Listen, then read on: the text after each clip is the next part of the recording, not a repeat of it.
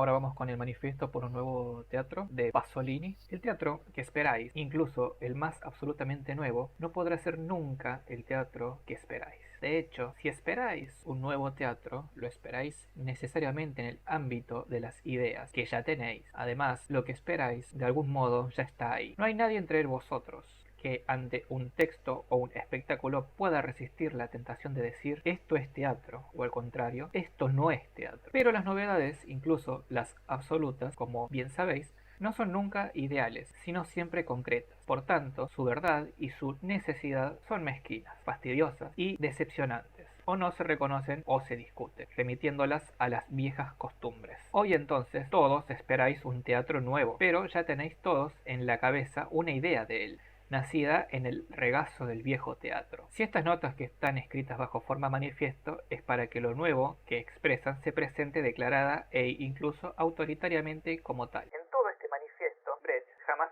será citado. Él ha sido el último hombre del teatro que ha podido realizar una revolución teatral en el interior del propio teatro. Porque en sus tiempos la hipótesis era que el teatro tradicional existía. Y de hecho así era. Ahora, como veremos a través de este manifiesto, la hipótesis es que el teatro tradicional ya no existe. O está dejando de existir. En tiempos de Brecht era posible, por tanto, operar ciertas reformas, incluso profundas, sin poner en cuestión el teatro. Es más, la finalidad de tales reformas era la de convertir el teatro en auténtico teatro. Hoy, en cambio, lo que se somete a la discusión es el propio teatro. La finalidad de este manifiesto es, por tanto, paradójicamente, la siguiente. El teatro debería ser lo que al teatro no es. Sea como sea, esto es cierto, que los tiempos de Brecht han terminado para siempre. ¿Quiénes serán los destinatarios del nuevo teatro? Los destinatarios del nuevo teatro no serán los burgueses que componen generalmente el público teatral. Serán, en cambio, los grupos avanzados de la burguesía. Estas tres líneas, del modo dignas del estilo de un acta, son el primer propósito revolucionario del presente manifiesto. Significan, en efecto, que el autor de un texto teatral no escribirá ya para el público que ha sido siempre, por definición, el público teatral que va al teatro para divertirse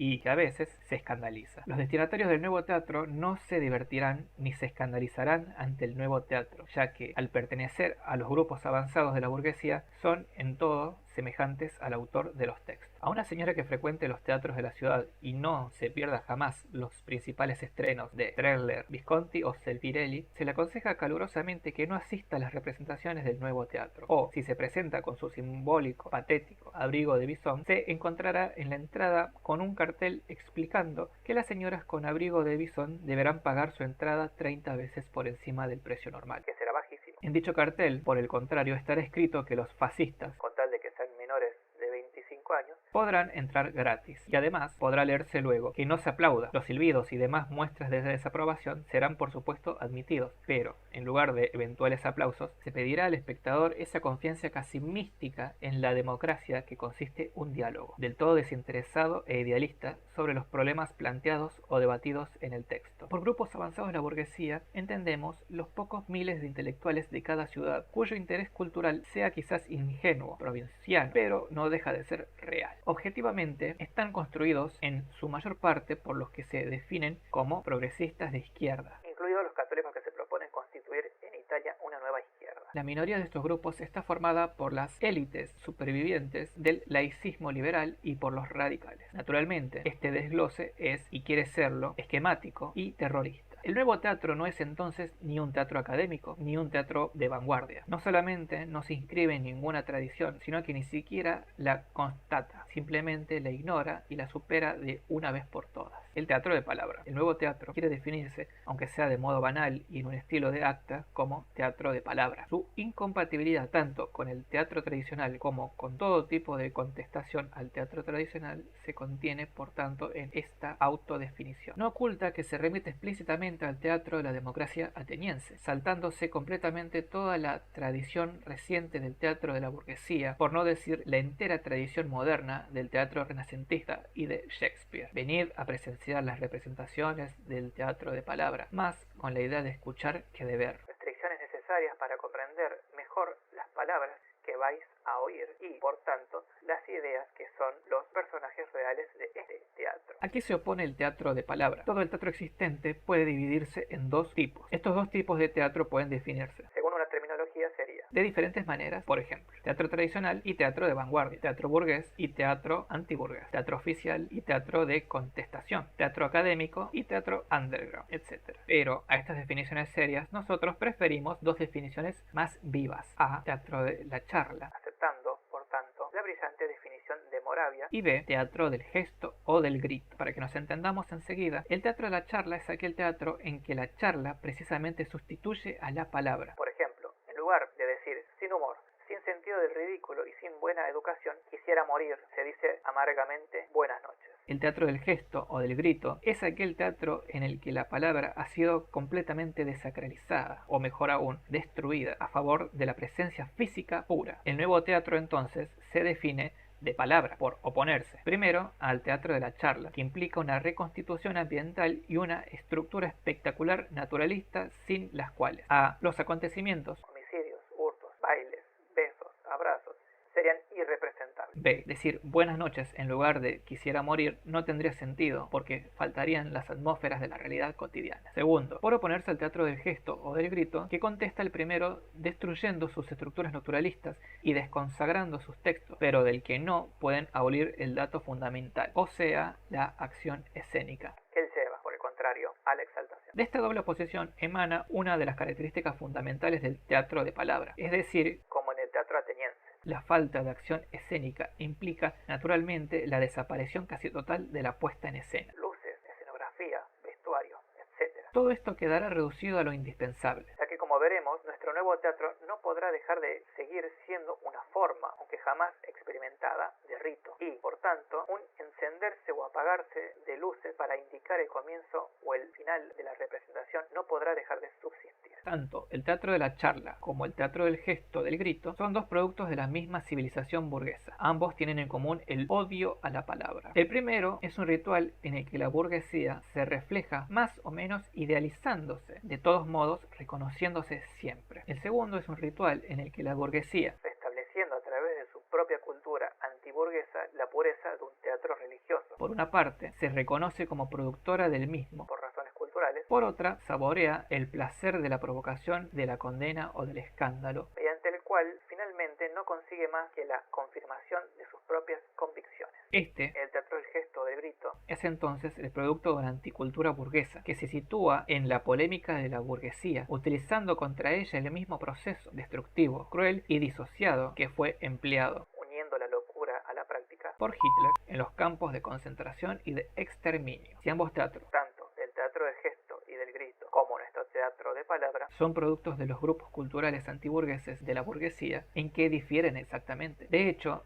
su diferencia procede de que, mientras el teatro del gesto o del grito tiene como destinataria, puede que ausente, a la burguesía la que escandaliza, sin la cual sería inconcebible como Hitler, sin los judíos, los polacos, los gitanos y los homosexuales, el teatro de la palabra, por el contrario, tiene como destinatarios a los propios grupos culturales avanzados que lo producen. El teatro del gesto o del grito, en la clandestinidad del underground, persigue ante sus destinatarios una complicidad de lucha o una forma común de ascetismo y, por tanto, a fin de cuentas, no representa para los grupos avanzados que lo producen y disfrutan como destinatarios más que una confirmación ritual de sus propias convicciones antiburguesas. La misma confirmación ritual que representa el teatro tradicional para el público medio y normal con sus propias convicciones burguesas. Por el contrario, en los espectáculos del teatro de palabra, aunque se tengan muchas confirmaciones y verificaciones, no en vano los autores y destinatarios pertenecen al mismo círculo cultural e ideológico. Habrá sobre todo un intercambio de opiniones y de ideas en una relación mucho más crítica que ritual. Destinatarios y espectadores. ¿Será posible una coincidencia práctica entre destinatarios y espectadores? Nosotros creemos que en Italia los grupos culturales avanzados de la burguesía ya pueden formar incluso numéricamente un público, produciendo, por tanto, en la práctica un teatro propio. El teatro de palabra constituye entonces, en la relación entre autor y espectador, un hecho del todo nuevo en la historia del teatro. Estas son las siguientes razones. A. El teatro de palabra es, como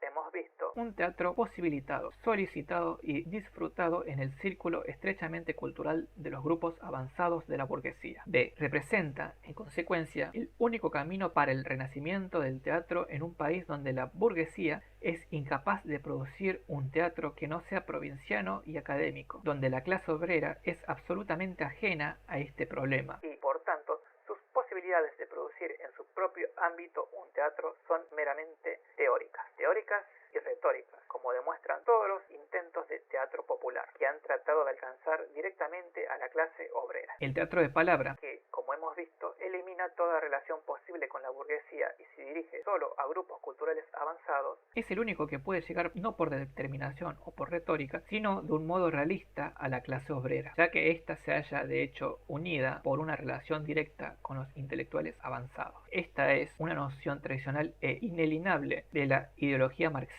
y sobre la cual tanto los heréticos como los ortodoxos no pueden dejar de estar de acuerdo como sobre un hecho natural.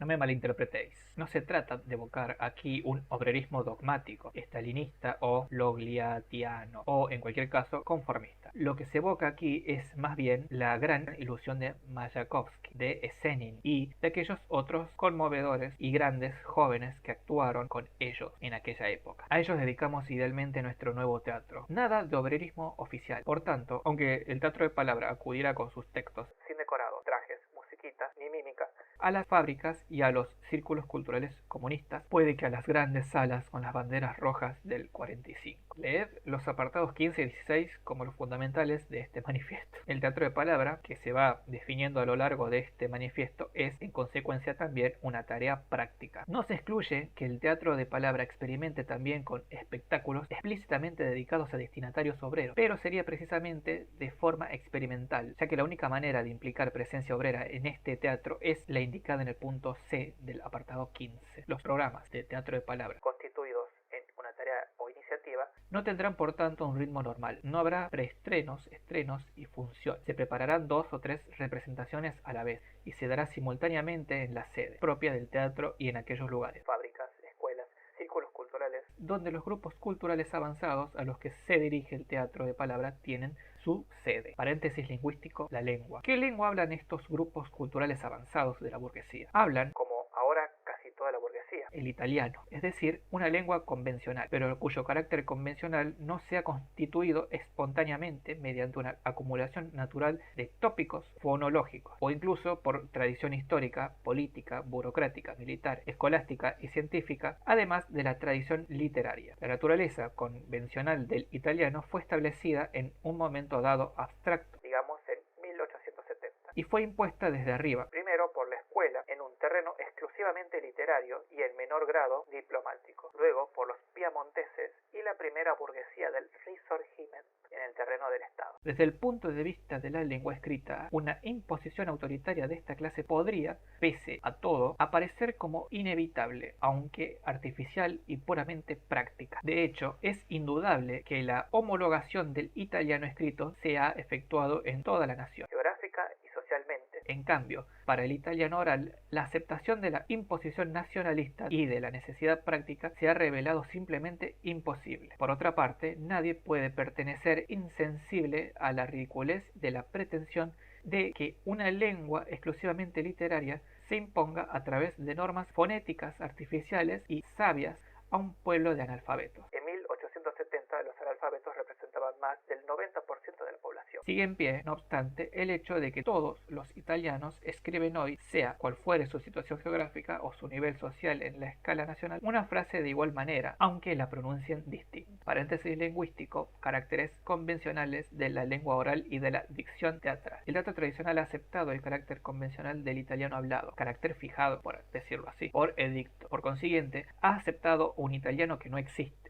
De esta manera, han llegado a fundar sobre esta base convencional, en la práctica sobre la nada, sobre lo inexistente, sobre algo muerto, las convenciones de la dicción. El resultado es repulsivo, sobre todo a partir del instante en el que el teatro meramente académico se presenta bajo la forma modernizada del teatro de la charla. Por ejemplo, el buenas noches, que sustituye en nuestro ejemplo al quisiera morir, que no se dice, reviste en la vida real del italiano oral tantos aspectos fonéticos como grupos reales existentes de italianos que lo pronuncian diferentemente. Pero en el teatro solo hay una única pronunciación posible, aquella exclusivamente de la dicción de los actores. En el teatro, por consiguiente, se pretende charlar en un italiano del que en realidad ningún italiano, ni siquiera en Florencia, se sirve. En cuanto al teatro de contestación, llamado así teatro del gesto o del grito, el problema de la lengua no se plantea, o bien solo se plantea como problema secundario. En efecto, en un teatro de sus características, la palabra integra la presencia física, anexionándola.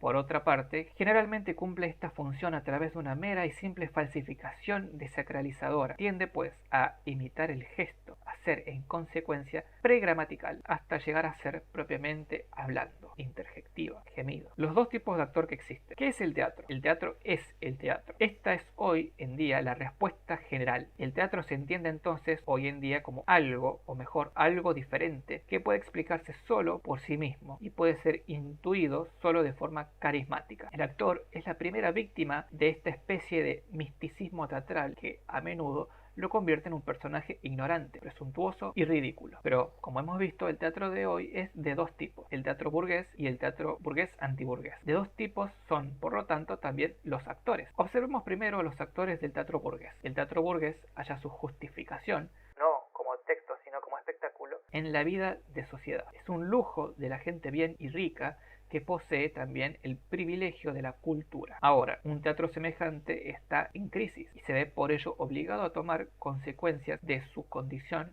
a reconocer las razones que lo expulsan del centro de una vida de sociedad a los márgenes, como algo superado y superviviente. Un diagnóstico que no le ha sido difícil. El teatro tradicional ha comprendido bien pronto que a un nuevo tipo de sociedad inmensamente aplanada y ensanchada, las masas pequeñas burguesas lo han sustituido con dos tipos de acontecimientos sociales mucho más adecuados y modernos: el cine y la televisión. No le ha sido tampoco difícil comprender que algo irreversible ha ocurrido en la historia del teatro. El demos ateniense de las élites del viejo capitalismo son recuerdos remotos. Los tiempos de Brecht se han acabado para siempre. El teatro tradicional ha terminado, por tanto, encontrándose en un estado de deterioro histórico que ha creado a su alrededor, por un lado, una atmósfera de conservación tan miope como obstinada; por otro, un aire de nostalgia y de esperanza sin fundamento. Este es también un hecho que al teatro tradicional ha sabido diagnosticar de modo más o menos confuso. Lo que el teatro tradicional no ha sabido diagnosticar, ni siquiera a nivel de un primer destello de conciencia, es lo que él mismo es. Se define a sí mismo como teatro y basta. Hasta el actor más chapucero y amanerado, frente al público más deteriorado, percibe vagamente que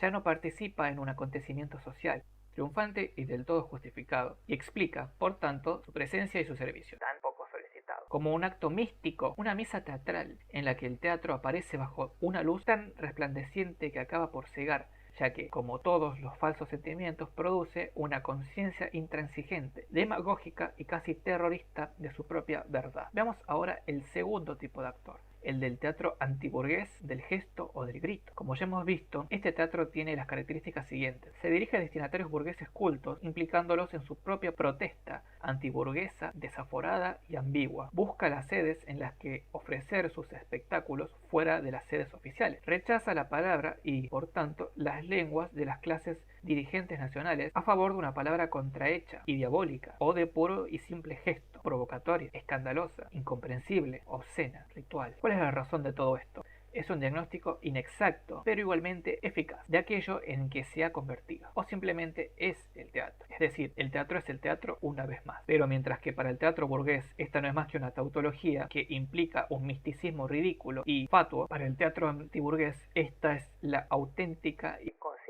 definición de la sacralidad del teatro. La sacralidad del teatro se funda en la ideología del renacimiento de un teatro primitivo, originario, cumplido como rito propiciatorio o mejor orgiástico. Se trata de una típica operación de la cultura moderna, por lo cual una forma de religión cristaliza la irracionalidad del formalismo en algo que nace como no auténtico, o sea, por esteticismo, y se convierte en auténtico, es decir, un verdadero tipo de vida como pragma, fuera y en contra de la práctica. Ahora bien, en algunos casos, tal religiosidad arcaica revitalizada por rabia contra el laicismo, imbécil de la civilización del consumo, acaba precisamente por convertirse en una forma de auténtica religiosidad moderna, que que nada tiene que ver con los antiguos campesinos y mucho, por el contrario, con la moderna organización industrial de la vida. Piénsese, a propósito del living theater, en la colectividad casi típica del orden monástico, en el grupo que sustituye a los grupos tradicionales como la familia, etc., en la droga como protesta, en el dropping out o autoexclusión, pero con forma de violencia, al menos gestual y verbal. En resumen, en un espectáculo casi como de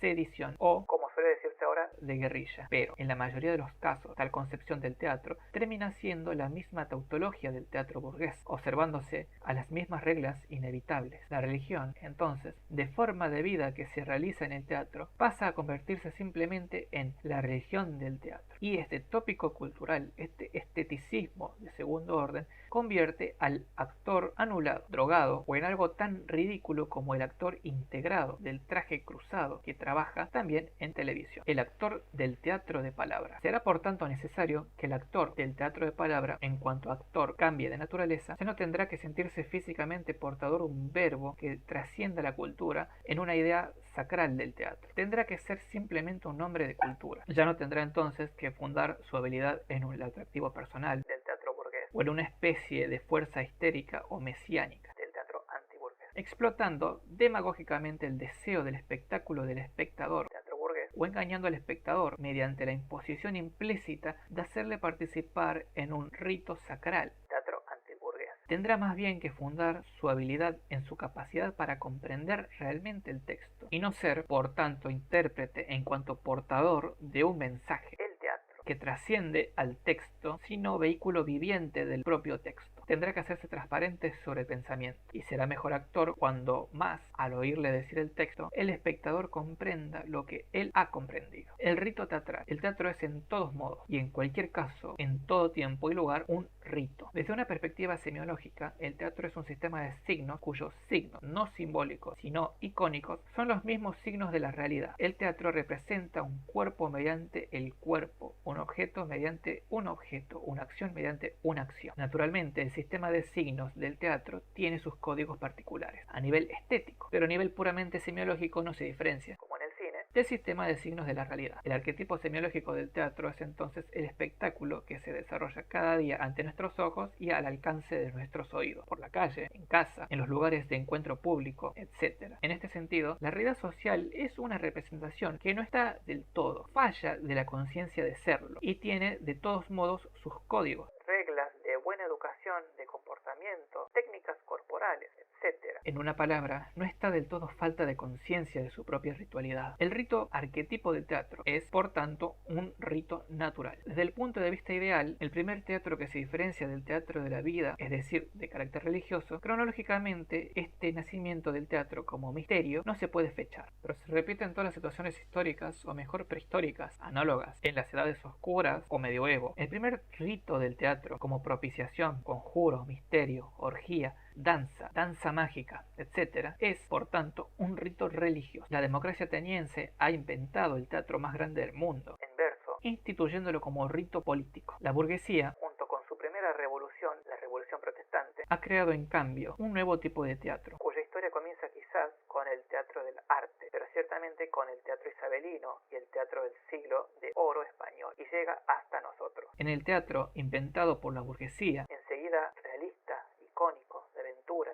de evasión y, como diríamos ahora, aséptico, aunque se trate de Shakespeare, la burguesía celebra más el alto de sus fastos mundanos, que es también poéticamente sublime, por lo menos hasta Chekhov, es decir, hasta la segunda revolución burguesa, la liberal. El teatro de la burguesía es entonces un rito social. ¿Cómo declinar de la grandeza revolucionaria de la burguesía, a menos que puede que con justicia no se quiera considerar grande a su tercera revolución, la tecnológica? Ha declinado también la grandeza de ese rito social, que ha sido su teatro. Así que si por un lado ese rito social sobrevive, cuidado por el espíritu conservador burgués, por otro está adquiriendo una nueva conciencia de su propia ritualidad, conciencia que parece ser del todo adquirida, como hemos visto, por el teatro burgués antiburgués, que, abalanzándose contra el teatro oficial de la burguesía y contra la propia burguesía, dirige su ataque sobre todo contra su oficialidad, su establishment, o sea, su carencia de religión. El teatro underground, como hemos hemos dicho, trata de recuperar los orígenes religiosos del teatro como misterio orgiástico y violencia psicagógica. Sin embargo, es una operación semejante. El esteticismo no filtrado por la cultura consigue que el contenido real de la religión sea el propio teatro, así como el mito de la forma es el contenido del todo formalismo. No puede decirse que la religión violenta, sacrilega, obscena, sacralizadora del teatro, del gesto o del grito, está falta de contenido y no es auténtica, porque a veces está llena de una auténtica religión del teatro. El rito de este teatro es, por tanto, un rito teatral. El teatro de la palabra y el rito. El teatro de la palabra no reconoce como suyo ninguno de los ritos antes enumerados. Rechaza con rabia, indignación y náusea ser un rito teatral, o sea, obedecer a las reglas de una tautología naciente de un espíritu religioso arqueológico, decadente y cultural genérico, fácilmente integrable por la burguesía a través del mismo escándalo que quiere provocar. Rechaza ser un rito social de la burguesía, es más, ni siquiera se dirige a la burguesía y la excluye, cerrándole la puerta en las narices. No puede ser el rito político de la Atenas aristotélica, con sus muchos, que eran pocas decenas de miles de personas, y toda la ciudad estaba contenida en su espléndido teatro social al aire libre. No puede, en fin, ser rito religioso, porque su nuevo medioevo tecnológico parece excluirlo, en tanto que antropológicamente diferente de todos los precedentes medievos, dirigiéndose a destinatarios de grupos culturales avanzados de la burguesía y, por tanto, a la clase obrera más consciente, a través de textos fundados en la palabra, puede que poética, y en temas que podrían ser los típicos de una conferencia, de un mitin ideal o de un debate científico. El teatro de palabra nace y actúa totalmente en el ámbito de la cultura. Su rito no puede entonces definirse de otro modo que rito cultural. Epílogo. Para resumir entonces, el teatro de palabra es un teatro completamente nuevo, porque se dirige a un nuevo tipo de público, dejando de lado del todo y para siempre al público burgués tradicional. Su novedad consiste en ser precisamente de palabra, es decir, en oponerse a los dos teatros típicos de la burguesía, el teatro de la charla o el teatro del gesto o del grito, que son reconducidos a una unidad sustancial. A, por el propio público al que primero divierte y el segundo escandaliza. B, por el odio común a la palabra, hipócrita en el primero y racional en el segundo. El teatro de palabra busca su espacio teatral no en el ambiente sino en la cabeza. Técnicamente, el espacio teatral será frontal, texto y actores ante el público. La absoluta igualdad cultural entre esos dos interlocutores, que se miran a los ojos, garantiza una real democraticidad también escénica. El teatro de palabra es popular, no porque se dirige directa o retóricamente a la clase trabajadora, sino en cuanto que se dirige indirecta y realistamente a través de los intelectuales burgueses avanzados, que son su único público. El teatro de palabra no tiene ningún interés espectacular, mundano, etc. Su único interés es el cultural, común al autor, a los actores y a los espectadores, que, por tanto, cuando se reúnen cumplen su rito cultural.